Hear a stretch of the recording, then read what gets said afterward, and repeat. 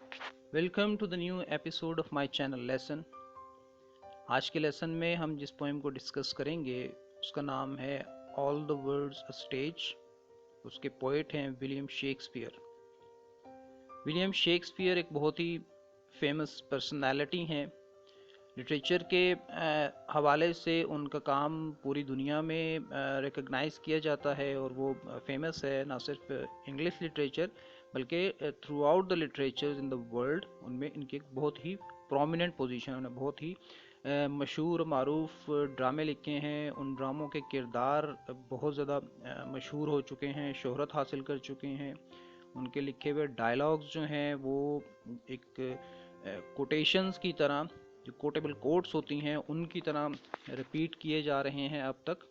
तो उनकी एक बड़ी ही प्रोमिनेंट पोजीशन है लिटरेचर में। पोएम के जैसे टाइटल है ऑल द वर्ड्स स्टेज, तो ये एक सिमिली ली है उन्होंने from the world of theatre.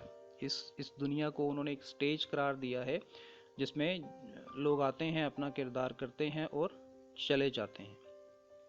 Basically ये पोएम एक स्पीच है विलियम शेक्सपियर के famous play as you like it से, जो कि एक कैरेक्टर एक्ट 2 और सीन 7 में डिलीवर करता है ऑडियंस के सामने।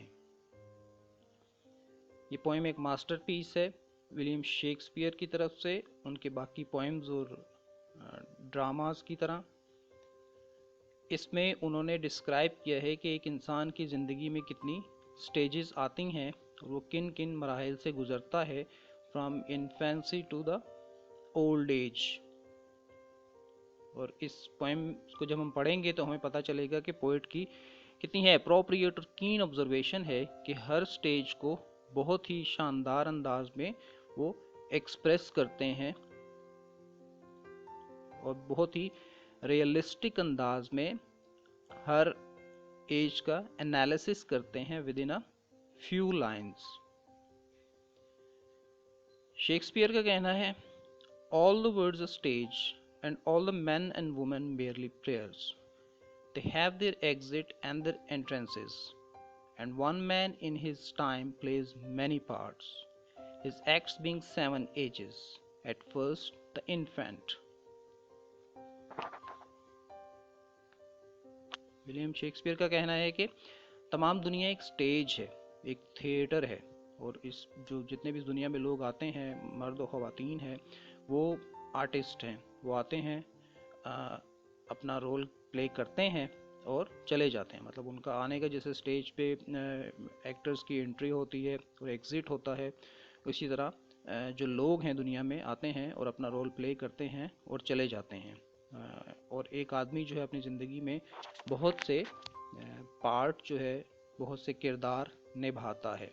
अब इसके दो मतलब हो सकते हैं, या तो वो जो स्टेजेस की बात करते हैं उन हवाले से भी पार्ट्स कहते हैं, या जैसे एक आदमी है वो एक वर्कर है कहीं पे ऑफिस में, तो उसका वहाँ पे रोल कुछ और है। घर में आता है तो पेरेंट्स के साथ उसका रोल कुछ और है, फिर वो बच्चों के साथ उसका रोल कुछ और है, वाइफ के साथ, फ्रेंड्स के साथ, सोशल जो उसके कॉन्टेक्ट्स हैं उनके साथ, तो वो भी डिफरेंट पार्ट्स जो है वो प्ले कर रहा है इंसान। तो यहाँ पे बात करें 7 स्टेजेस की, 7 एजेस हैं जो इंसान की लाइफ में, और सबसे पहली स्टेज को कहते हैं कि इन्फेंट, शीर ख्वार बच्चे की तरह की वो स्टेज है। Mewling and puking in the nurse arms, and then the weaning schoolboy with his satchel and shining morning face, creeping like snail, unwilling to school, and then the lover, sighing like furnace with a woeful ballad, made to his mistress eyebrows, then a soldier। जैसे एक शीरख्वार बच्चा है, वो बिलखता रहता है या दूध उंडेलता रहता है अपने नर्स के बाजुओं में, और फिर एक शिकायत भरा, शिकवा भरा, ना स्कूल जाने का रवैया रखने वाला एक ऐसा बच्चा जिस जो बैग उठाए और खूबसूरत और चमकते धमकते चेहरे के साथ स्कूल की तरफ रवाना होता है, लेकिन क्रीपिंग लाइक स्नेल। यहाँ पे उन्होंने कंपैरिजन किया है कि स्नेल जितनी सुस्त रफ्तार से जाता है, तो उस एज में बच्चे भी ऐसे ही स्कूल जाने के लिए तैयार नहीं होते। अनविलिंग टू स्कूल, मतलब उनका दिल नहीं कर रहा होता, ज़बरदस्ती वो उठ के तैयार हो के तो वो जाने पर मजबूर होते हैं क्योंकि उनके पेरेंट्स उनको भेज रहे होते हैं। उसके बाद की जो एज आती है वो एक लवर की एज होती है, एक आशिक की तरह का रोल इंसान का आ जाता है कि जैसे आग की भट्टी की तरह वो आहें भरता रहता है और गमगीन शायरी करता रहता है अपनी बिलवड के फेस की आई मिस्ट्रेस आईब्रोज का मतलब है अपनी बिलवड के आईब्रो या उसके फेस की ही तारीफ में वो लगा रहता है।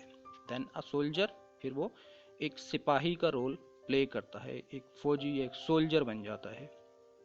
Full of strange oaths and bearded like the pard, jealous in honor, sudden and quick in quarrel, seeking the bubble reputation। Soldier का रोल जब आता है इंसान की लाइफ में तो वो अजीब अजीब तरह की वो कस्में खाता है और उसकी जो दाढ़ी होती है वो चीते की तरह की दाढ़ी होती है। वो अपने ऑनर के मामले में, इज़्ज़त के मामले में बहुत जेलस होता है, हसद करता है और क्विक टेम्पर बन जाता है, लड़ने मरने के लिए हर वक्त वो तैयार रहता है। हालांकि उसकी शोहरत जो होती है वो एक उसकी पानी के बुलबुले की तरह होती है, लेकिन फिर भी उसकी खातिर भी वो लड़ने मरने को हर वक्त तैयार रहता है। Even in the cannon's mouth, and then the justice, and fair round ballet with good capon lined with eyes fair and beard of formal cut, full of wise saws and modern instances। वो जो soldier की stage की बात चल रही थी तो उसमें वो कहता है कि तोप के मुंह में भी बैठा हो तो भी उसको वो डर खौफ नहीं होता और वो लड़ने मरने के लिए तैयार होता है। नेक्स्ट स्टेज जो होती है वो जस्टिस की होती है, एक जज की, एक मुंसिफ की स्टेज इंसान की लाइफ में आती है जिसमें चिकन मुर्गे खा खा के उसकी तोंद जो है वो निकल आई होती है और उसकी जो दाढ़ी होती है वो एक फॉर्मल तरह की, एक रस्मी तरह की उसने वो दाढ़ी होती है, सख्ती होती है उसके आइज़ में, आँखों में। और उसको जो मिसालें होती हैं, विजडम की जो बातें होती हैं वो सारी अजबर होती हैं, उसको याद होती हैं। And so he plays his part. The sixth age shifts into the lean and slippered pantaloon with spectacles on nose and pouch on side.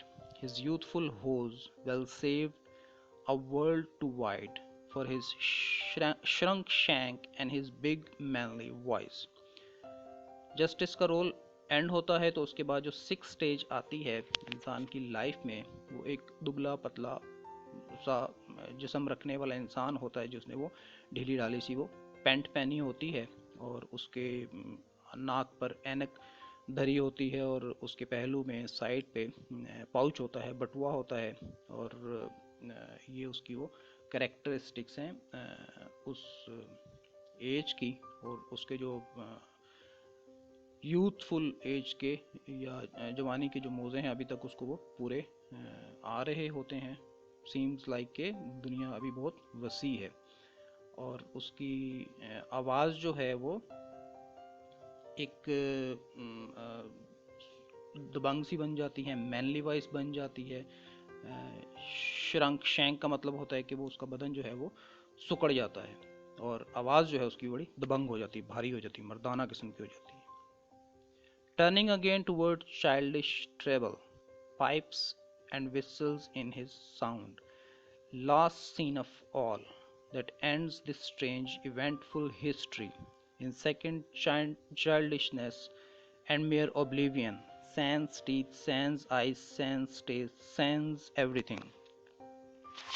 इससे पहले जो बात कर रहे थे उसका सीक्वेंस यूँ था कि and his big manly voice turning again towards childish treble, pipes and whistles in his sound, कि उसकी जो बिग मैनली वॉइस होती है, दबंग वॉइस होती है, वो दोबारा से बचगाना उसमें पिच आ जाती है और वो ऊंची हो जाती है। उसमें जैसे बात करते हुए वो सीटियाँ बजती हैं उसकी आवाज़ में, क्वालिटी उसकी आवाज़ की वो नहीं रहती। लास्ट सीन ऑफ ऑल, अब इन सब का जो आखिरी सीन होता है इस पूरे प्ले का, इस ड्रामे का, जो कि इन्फेंसी से शुरू हुआ था वो ये होता है कि इस इतनी जो भरपूर उसने हिस्ट्री गुजारी होती है वो उसका ये एंड होता है, उस पर वो फुल स्टॉप लग जाता है और फिर एक तरह से दोबारा उसका बचपन शुरू हो जाता है, जिसमें इंसान की याददाश्त भी कमज़ोर पड़ जाती है, उसके दांत झड़ जाते हैं, उसकी आंखें जो हैं उनमें बिलाई नहीं रहती, उसका वो टेस्ट उसको उस तरह नहीं रहता, वो टेस्टलेस हो जाता है और हत्ता कि हर चीज़ ही उसकी ख़त्म हो जाती है। तो ये लास्ट एज है, ये ओल्ड एज होती है, बुढ़ापे की एज होती है, जो हमें आहिस्ता आहिस्ता डेथ की तरफ लेकर जा रही होती है। इस मास्टरपीस पोएम में शेक्सपियर ने 7 स्टेजेस डिस्क्राइब की हैं इंसान की ज़िंदगी में, कि किस तरह वो पहले इन्फेंट होता है, फिर एक वीनिंग किस्म का शिकायत करने वाला, ना जाने वाला स्कूल का एक बच्चा होता है, फिर एक लवर का रोल आता है उसकी लाइफ में, देन एक जस्टिस बन जाता है और उसके बाद जो ढलना शुरू होती है इंसान की लाइफ जो है टूवर्ड्स द एंड, वो उसकी बात करता है कि फिर वो टूवर्ड्स द अल्टीमेट एंड बढ़ता है, बुढ़ापा आता है। यहाँ तक उसने बहुत ही अप्रोप्रिएट तरीके से इनको डिस्क्राइब किया है और पूरी पोएम पढ़ के हमें लगता है कि पीस ऑफ प्रैक्टिकल विजडम है। हमारी अपनी ऑब्जर्वेशन यही है कि ऐसी ही स्टेजेस आती हैं इंसान की लाइफ में कि किस तरह बचपन से लेकर बुढ़ापे तक उस पर मुख्तलिफ अदवार गुजरते हैं और कोई एक इंसान रोल प्ले करता है। इस पूरी पोएम को हम एक लॉन्ग सिमिली कह सकते हैं, चूँकि वो हर एज के हवाले से बहुत ही सूटेबल कंपैरिजन प्रेजेंट करता है और इसलिए हम इसको एक लॉन्ग सिमिली भी कह सकते हैं।